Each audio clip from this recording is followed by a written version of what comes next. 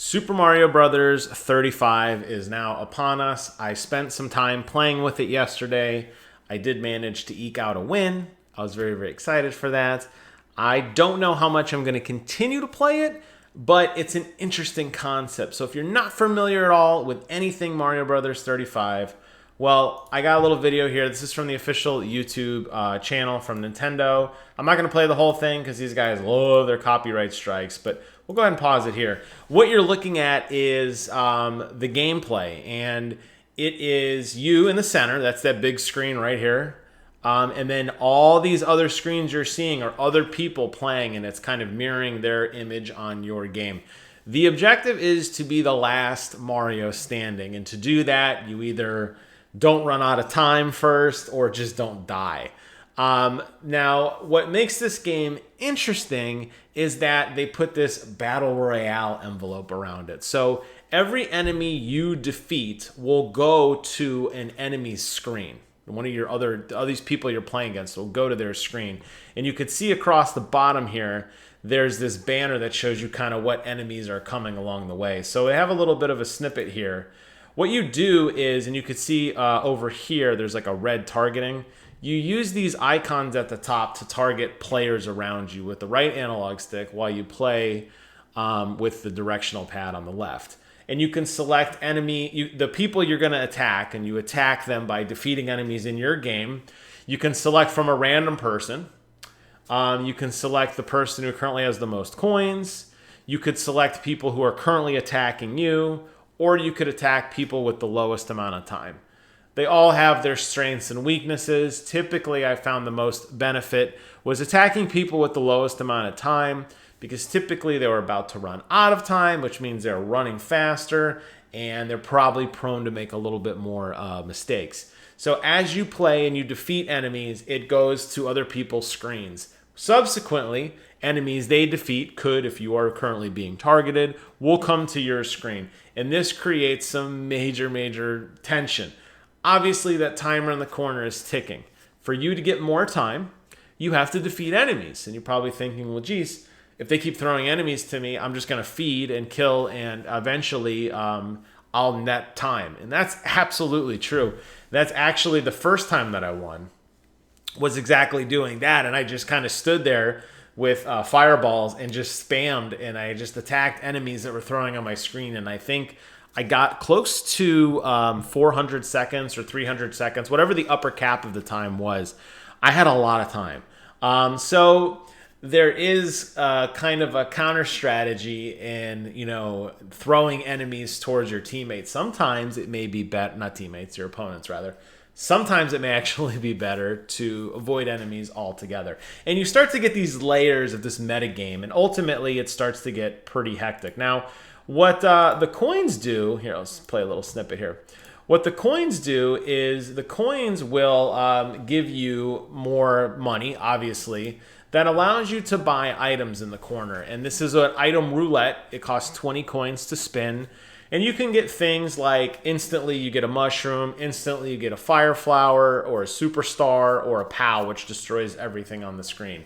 And there is a strategy as well of going slow and collecting a lot of coins and essentially buying yourself out of trouble, which works as well.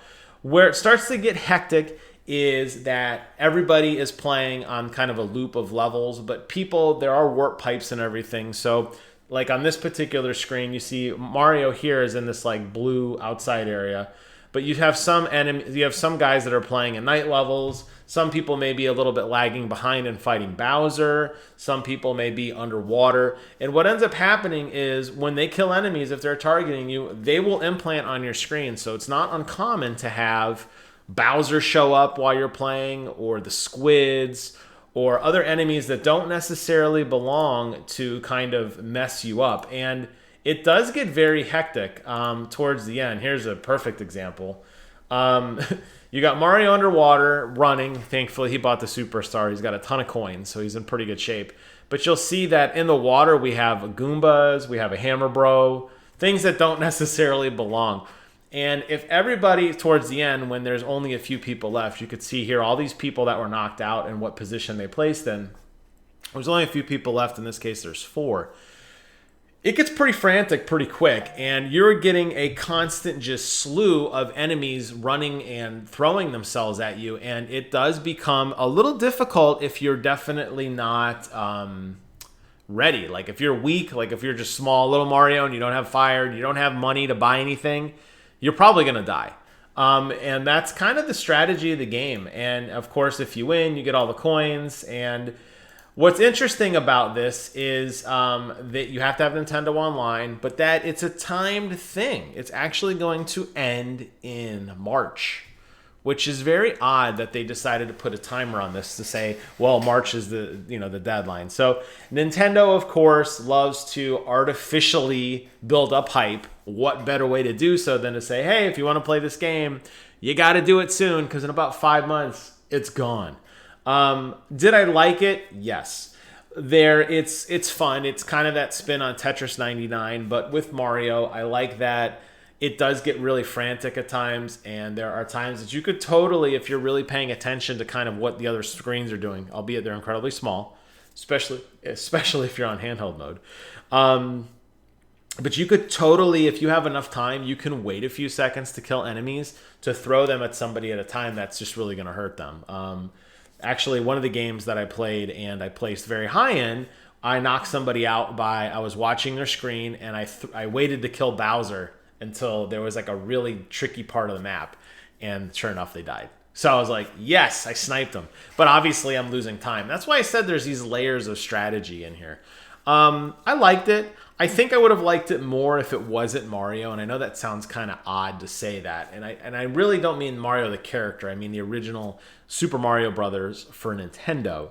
That game, I don't know, everybody knows it. I guess that's the advantage. You know the levels, you memorized it, you know where the stars are, you know where the flowers are, you know the patterns of everything. So it is weird to see other enemies coming at you and you're like, well, wait a minute, what's going on here?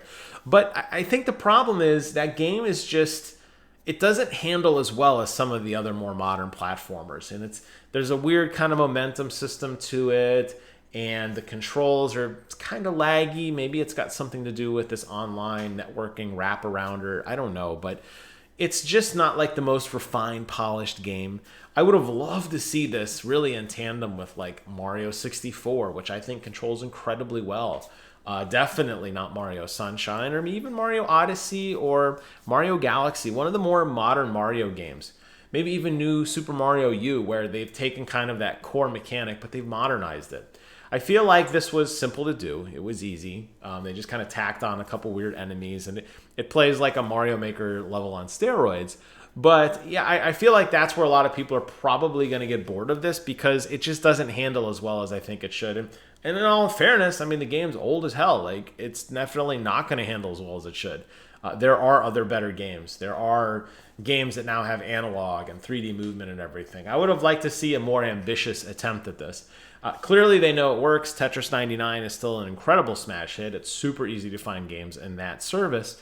With a celebration like this, I get you kind of want to make it accessible, but when you start using the word Battle Royale and you start putting a wrapper around like, okay, this is going to be a very competitive experience, and then you put it on the back of a game that's kind of not that fun to play, I think it loses something. But I enjoyed it. I mean, it's free in a sense if you have Nintendo Online, and I think the focus here was to get people to celebrate and reflect fondly on Mario.